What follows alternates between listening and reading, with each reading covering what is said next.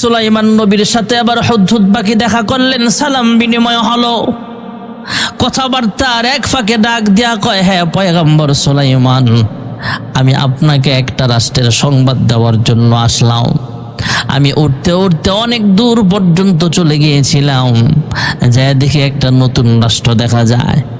ওই রাষ্ট্রের মালিক হলো, ওই রাষ্ট্রের প্রধান হলো একজন মহিলা।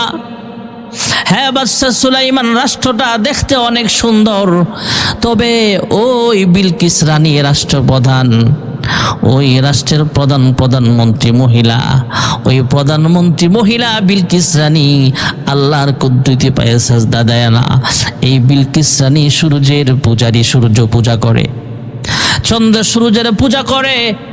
ওই সুন্দর রাষ্ট্রের সংবাদ আপনাকে দেওয়ার জন্য আসলাম। এতক্ষণ পর্যন্ত হুদহুদ পাখির উপরে যে রাগ ছিল বাদশা সুলাইমান আলাইহিস সালামের, এই সংবাদ পাওয়া মাত্র রাগটা, গুসাটা আস্তে করে থামিয়া গেছে। বাদশা সুলাইমান এবার একটা চিঠি লিখলেন। চিঠির মধ্যে লিখলেন, চিঠির শুরুতেই লিখলেন, ইন্নাহু মিন সুলাইমান ওয়া ইন্নাহু বিসমিল্লাহির রহমানির রহিম। চিঠির শুরুতেই কোরআনের এই আয়াতখানা লেখা, চিঠির মধ্যে লেখা চিঠিটা বিলকিস রানীর কাছে পাঠায়া দিলেন। পাঠাইলেন, কোনো মানুষকে দূত বানায়া পাঠায় নাই, অন্য কোনো মাখলুককে দূত বানায়া পাঠায় নাই। বাদশা সুলাইমান হুদহুদ পাখির ঠোঁটের মধ্যে চিঠিটা দিয়া কয়, তুমি যায়া গোপনে বিলকিস রানীর সামনে তুমি চিঠি ফালাইবা, তবে বিলকিস রানীর এলাকার কোনো মানুষ যাতে চিঠিটা দেখতে না পারে, এমন ভাবে সামনে ফালাইবা যাতে বিলকিস রানী চিঠিটা পেয়ে যায়, দেখে ফেলে। হযরতে বাদশা সুলাইমান তাকে কালিমার দাওয়াত দিয়া ওই চিঠির শুরুতে বিসমিল্লাহ লেখা, ইন্নাহু মিন সুলাইমান ইন্নাহু বিসমিল্লাহির রহমানির রহিম লেখা বাদশা সুলাইমান হুদহুদ পাখিকে দিয়া পাঠায়া দিলেন। হুদহুদ পাখি যায় বিলকিস রানীর রাজমহলে আবার প্রবেশ করলো। চিঠিটা যেন কেউ না দেখে, একা যেখানে নীরবে বিলকিস রানী বসে বসে ইবাদত করে তথা সূর্যের পূজা করে। বিলকিস রানীর সিংহাসনটা একটা বন্ধ কামরার ভিতরে আছে, ছোট্ট রুমের ভিতরে, তথা চতুর্দিক দিয়ে কোনো আলো ঢোকার মতো ক্যাপাসিটি নাই। সুন্দর নির্দিষ্ট একটা কামরার মধ্যে বিলকিস রানী বসে বসে আমল করে তথা সূর্যের পূজা করে, আর সূর্যের আলো যাতে ঘরের ভিতরে আসতে পারে এই জন্য ছোট্ট একটা জানালা খোলা আছে। ওই জানালা দিয়া সূর্যের আলোটা বিলকিস রানীর ঘরের মধ্যে পৌঁছায়, গোপন কামরার মধ্যে পৌঁছায়। আর বিলকিস রানী এবার সূর্যের আলো দেখে দেখে সূর্যের পূজা করে। হযরতে বাদশা সুলাইমান যে চিঠি পাঠাইছেন হুদহুদ পাখিকে দিয়া, এই হুদহুদ পাখি আবার জানালার মধ্যে বসে গেছে। বিলকিস রানী চিন্তা করলেন, কিরে, এতক্ষণ তো সূর্যের আলোটা আমার ঘরের ভিতরে ছিল, আমি সূর্যের পূজা করতাম, এখন দেখি সূর্যের আলো আসা বন্ধ হয়ে গেল। বোঝা গেল এই জানালাটা বন্ধ করে রাখছে কেউ। জানালার দিকে তাকায় দেখে একটা পাখি বসা আছে, আর এই পাখির ঠোঁটের মধ্যে একটা চিঠি আছে। চিঠিটা নিচে ছাইড়া দিল সুলাইমান পয়গম্বরের হুকুম অনুযায়ী। পাখিটা দূরত্ব বজায় রেখে একটু দূরেই বসা ছিল। চিন্তা ভাবনা হলো কি প্রতিক্রিয়া জানায়, কি কথাবার্তা বলে, অথবা চিঠির জবাব কি দিতে পারে, এটা দেখা খবর যেন হুদহুদ পাখি আবার সুলাইমান নবীর কাছে পৌঁছায় দেয়। খবরও পৌঁছায় দিল। বিলকিস রানী যখন সুলাইমান নবীর চিঠিটা পড়ল, দেখে চিঠির শুরুতেই লেখা আছে, ইন্নাহু মিন সুলাইমান ওয়া ইন্নাহু বিসমিল্লাহির রহমানির রহিম। বিলকিস রানী দেখা তো অবাক, এমন চিঠি কে লেখলো? শুরুতেই নিজের নাম এবং রবের নাম লিখছে, বিসমিল্লাহির রহমানির রহিম লিখছে। এই চিঠি যে লিখছে অবশ্যই বিচক্ষণ মানুষ, বড় পাওয়ারফুল। আবার কালেমার দাওয়াত দিয়ে দিছে, বিলকিস রানী আত্মসমর্পণ করো। বিলকিস রানীকে কালিমার দাওয়াত দিছেন সুলাইমান পয়গম্বর চিঠির মাধ্যমে। এবার বিলকিস রানী কিছু মন্ত্রী পরিষদের কয়েকজন সাথে পরামর্শ করলো, হ্যাঁ সুলাইমান পয়গম্বর আমার কাছে চিঠি পাঠাইছে এমন এমন। বিলকিস রানীর একটা মন্ত্রী পরিষদের একটা মন্ত্রী ডাক দিয়া কয়, এত বড় সাহস সুলাইমান নবীর, আমি চাইলে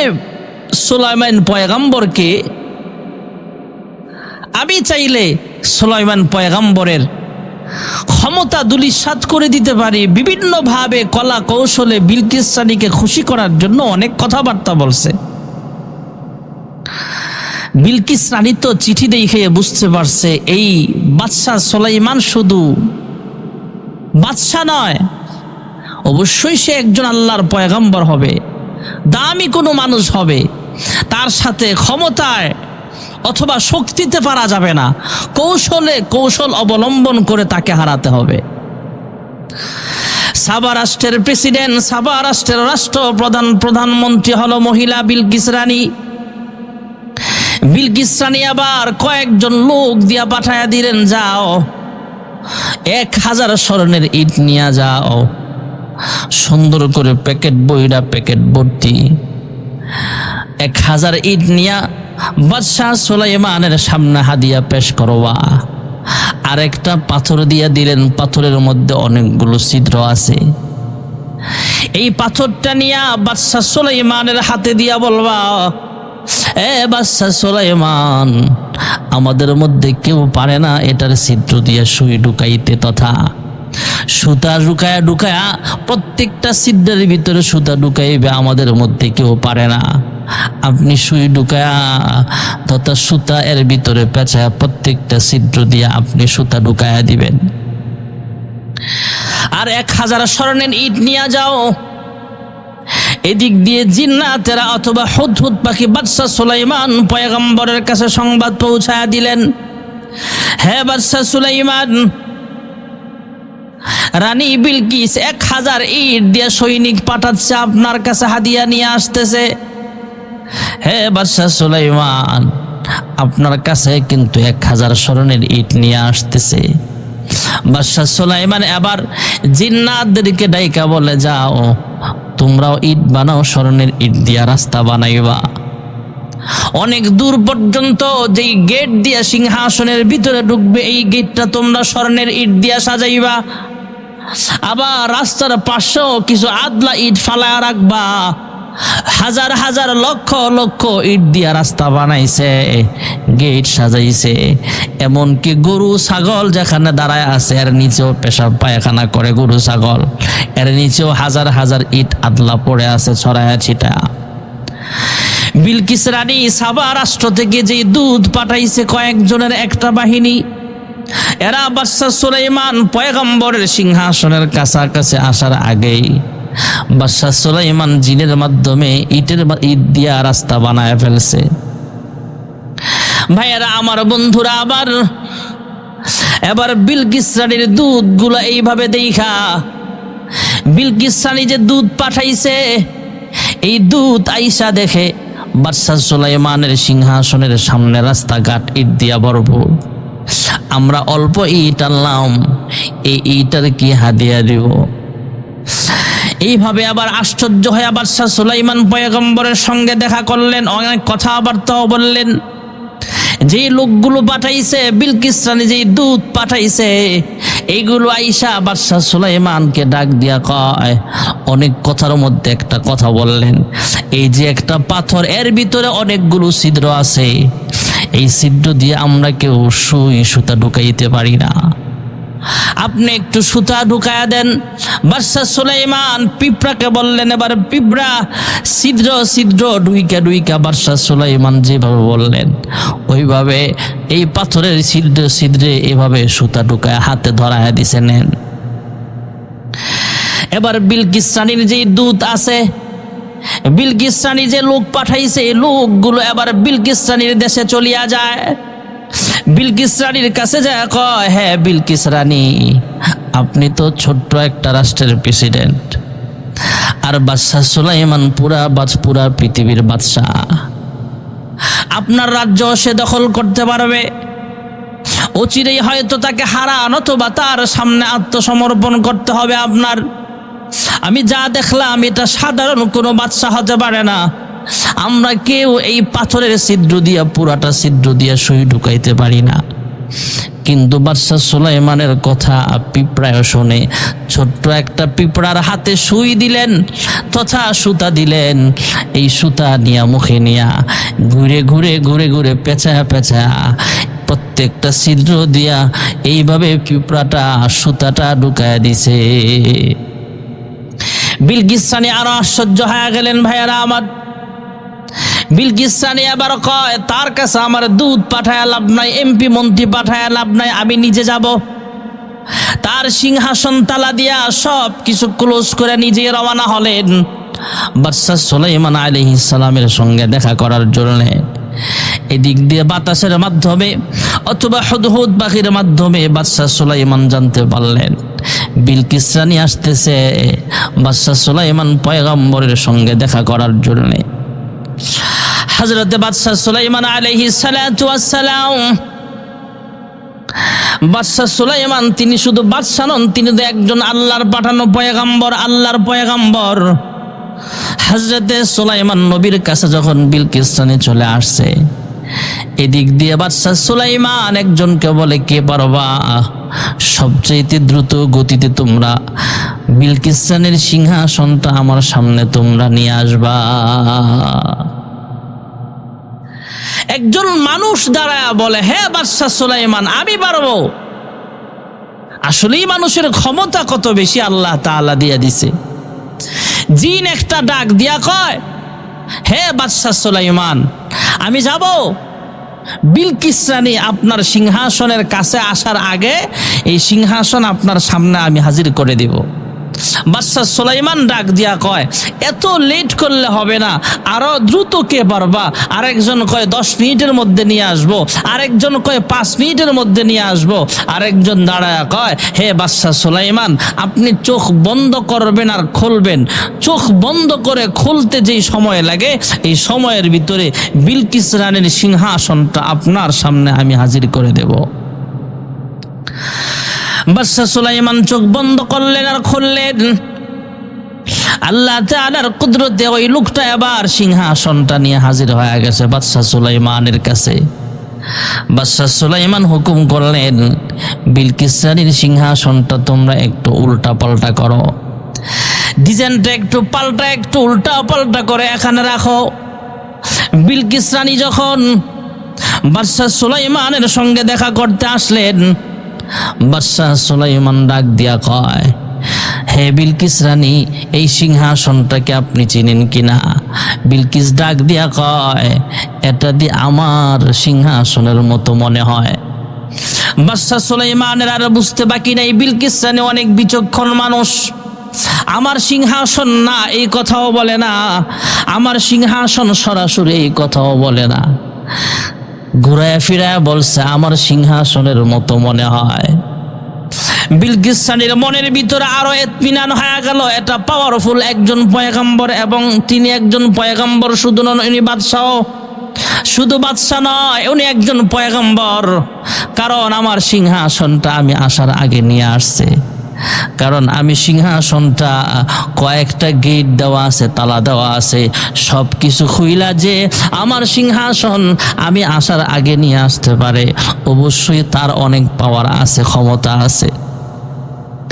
বিলকিস রানীকে আবার বাদশা সুলাইমান অনেক কথাবার্তা বলার ফাঁকে কয়ে, যান আপনার পার্সোনাল কামরায় যান, ওটা আপনার একটা রুম দেওয়া হয়েছে, আপনি যেহেতু মেহমান আপনার মেহমানখানা ওই দিকে। আর এদিক দিয়ে গ্লাস দিয়া গ্লাসের নিচে মাছ দেখা যায়, পানির মতো দেখা যায়।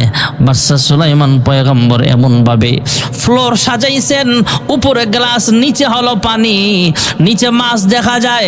বিলকিস রানী রুমে যাওয়ার সময় যাইতে যাইতে সামনে যখন দেখে পানির মতো দেখা যায়, ও পানি মনে করে কাপড়টা নিচ থেকে একটু উপরে উঠাইছে, এদিক দিয়ে নিচ থেকে যখন কাপড়টা সরে যায়, পায়ের নিচের সাইডের পশমগুলো দেখা যায়। বাদশাহ সুলাইমান আবারও পরীক্ষা করে বুঝতে পারলেন এটা আসলেই জিন নয়, এটা হলো আসলেই আশরাফুল মাখলুকাত, মানুষ। বিলকিস রানী যে পরী নয়, জিন নয়, এটা যে মানুষ, সুলাইমান পয়গম্বর আরো ক্লিয়ার হলেন, বুঝতে পারলেন। লম্বা চূড়া কথা ভাইয়েরা আমার, বাদশাহ সুলাইমান আবারও সরাসরি দাওয়াত দিলেন, হ্যাঁ বিলকিস রানী তুমি মুসলমান হয়ে যাও। বিলকিস রানী আবার ডাক দিয়া কয়, হ্যাঁ বাদশাহ সুলাইমান, আপনার ক্ষমতা দেখা, আপনার পাওয়ার দেখা, আপনার নবুয়তির কার্যকলাপ দেখা আমার বিশ্বাস হয়ে গেছে, ইয়াকিন হয়ে গেছে। আমি বিলকিস রানী কালিমা পড়ে ইমানদার হয়ে গেলাম। পরে বাদশাহ সুলাইমান বিলকিস রানীকে বিবাহ করলেন, বিবাহ বন্ধনে আবদ্ধ হলেন ভাইয়েরা আমার। বা সুলাইমা দাদে মুলক সারওয়ারি, বা সুলাইমা দাদে মুলক সারওয়ারি, শুধুমতে খাতে বসে দে অপরি। বাদশাহ সুলাইমান বিলকিস রানীকে বিবাহ করে নিলেন, বিলকিস রানী মুসলমান হয়ে গেলেন। ভাইরা আমার, বন্ধুরা আমার, আল্লাহ রাব্বুল আলামিন বাদশাহ সুলাইমান পয়গম্বর আলাইহিস সালামকে অনেক পাওয়ার দিয়েছেন। উনি সিংহাসন নিয়ে এক দেশ থেকে আরেক দেশে যায়, এক দেশ থেকে আরেক দেশে যায়। যাওয়ার সময় হযরত বাদশাহ সুলাইমান পয়গম্বর সিংহাসনে বসে হঠাৎ শুনতে পায় একজন মানুষ নিচে, একজন কৃষক, এত বড় সিংহাসন উড়ে উড়ে এক দেশ থেকে আরেক দেশে যায়।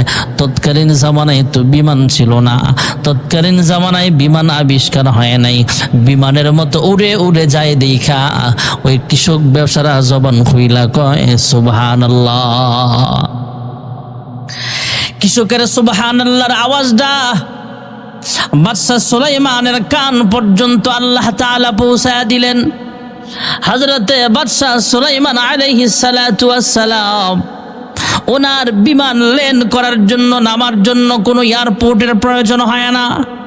হযরতে বাদশাহ সুলাইমান আলাইহিস সালাতু ওয়াস সালামের সিংহাসন যখন ক্ষেতের আইলের মধ্যে নামায়া দিলেন ভাইয়েরা আমার, কৃষকের কলিজা শুকায় গেছে, পানি নাই, কলিজায় পানি নাই, ভয় পায়া গেছে। কি ব্যাপার, বাদশাহ সুলাইমানের সিংহাসন এরই ক্ষেতের লাইলে নেমে গেল, ক্ষেতের আইলের মধ্যে নেমে গেল। আমার সুবহানাল্লাহর আওয়াজ শুই না মনে হয় উনি কষ্ট পেয়েছেন, উনি নেমে আসছে, কৃষক বেচারা ভয় পাচ্ছে। বাদশাহ সুলাইমান সিংহাসন থেকে নেমে কৃষকের সামনে যায়, কৃষক বেচারা থরথর করে কাঁপতে থাকে। কৃষক ডাক দিয়া কয়, হ্যাঁ বাদশাহ সুলাইমান, আমার ভুল হয়ে গেছে, আমি ইচ্ছে করে বলি নাই। কারণ হলো ভাইয়েরা আমার, তখনকার জামানায় তো বিমান ছিল না, বর্তমানেও তো আমরা বিমান দেখলে একটু তাকায়া থাকি। কৃষক বেচারা বিমান দেখে আশ্চর্য হয়ে সুবহানাল্লাহ বলেছেন, হে বাদশাহ সুলাইমান, এটা আমাদের অন্যায় হয়ে গেছে, ভুল হয়ে গেছে, আপনি মাফ করে দেন। বাদশাহ সুলাইমান ডাক দিয়া কয়, হে কৃষক, তুমি মন খারাপ করিও না, মন ঘাবড়ায়ও না, মন ছোট করিও না। শোনো, আমি তোমাকে ভয় দেখাইবার জন্য নামি নাই, তুমি আমাকে ভয় পাও না। কয়, তুমি যে একবার সুবহানাল্লাহ বলেছো অনিচ্ছাকৃত, তোমার জবান দিয়া সুবহানাল্লাহ বের হয়ে গেছে, এই সুবহানাল্লাহর দাম কত তুমি জানো কি না? কয় না। কয়, আমার তখতে সুলাইমানির যত দাম আছে, আমার তখতে সুলাইমানি যদি এক পাল্লায় রাখা হয়, আমার সিংহাসন যদি এক পাল্লায় রাখা হয়, আল্লাহ তাআলা আমাকে অনেক সম্পদ দান করেছেন, অনেক বড় রাজত্বের মালিক আল্লাহ বানিয়েছেন। আমার তখতে সুলাইমানি যদি এক পাল্লায় রাখা হয়, আর তোমার সুবহানাল্লাহ যদি আরেক পাল্লায় রাখা হয়, তোমার একবার সুবহানাল্লাহর দাম আমার আল্লাহর কাছে, তোমার একবার সুবহানাল্লাহর দাম আমার তখতে সুলাইমানির চাইতে 1000 গুণ বেশি দামি হয়ে যাবে। এই জন্য আমরা সুবহানাল্লাহর জিকিরটা বেশি বেশি করব। বা সুলাইমা দাদে মুলক সারওয়ারি, বা সুলাইমা দাদে মুলক সারওয়ারি, শুধুমতে খাতে মসজিদে অপরি।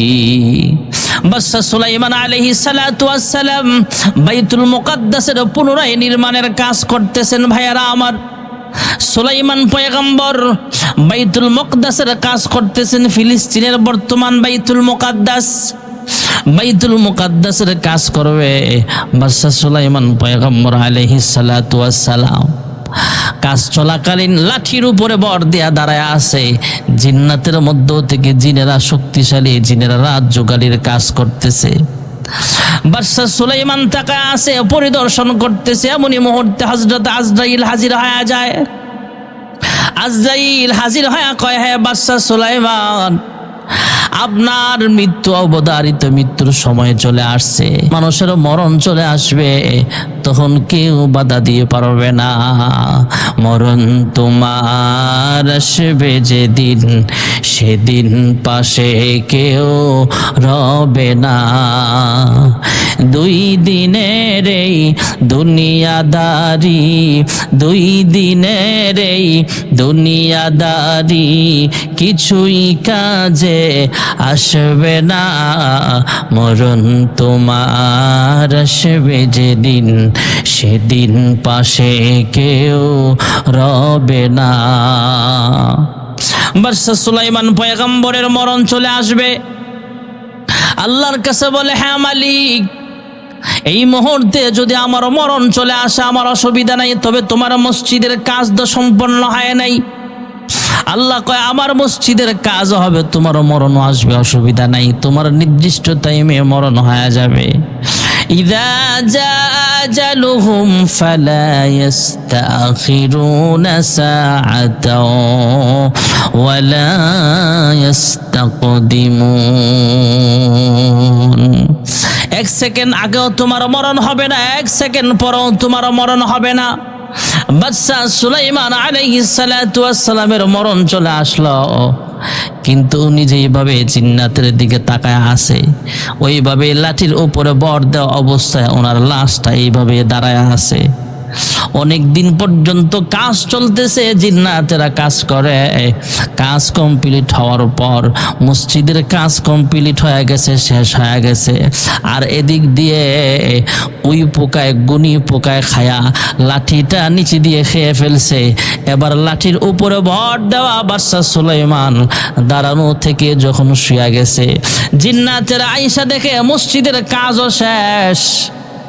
আর এদিক দিয়ে সুলাইমান নবীর লাশ যখন নিচে পড়ছে, জিন্নাতেরা আইসা গবেষণা করছে, সুলাইমান নবী তো আরো আগেই মারা গেছে। হায় রে, বাদশা সুলাইমান আগেই মারা গেছে, জানলে তো আমরা এত পরিশ্রম করতাম না। আল্লাহ তাআলা বাদশা সুলাইমানের ইন্তেকাল হয়েছে, কিন্তু লাশটাকে দাঁড় করায় রাখছে মসজিদের কাজ সম্পন্ন করার জন্য। আল্লাহ তাআলা বাদশা সুলাইমানের জীবদ্দশাই তো মানুষের খেদমত, দিনের খেদমত করাইছেনি। ইন্তেকালের পরও মরা লাশটাও, সুলাইমান পয়গম্বরের ডেড বডিটাও মসজিদের খেদমত করেছে। সুবহানাল্লাহ। আল্লাহ রাব্বুল আলামিন আমাদের সকলকে মরণ পর্যন্ত মসজিদের খেদমত, মাদ্রাসার খেদমত, জনগণের খেদমত করার, দ্বীনের স্বার্থে আলায়ে কালিমাতুল্লাহর খেদমত করার, ভাইয়েরা আমার, বন্ধুরা আমার, দ্বীনের খাদেম হিসাবে ইখলাসের সাথে কাজ করার তৌফিক দান করেন।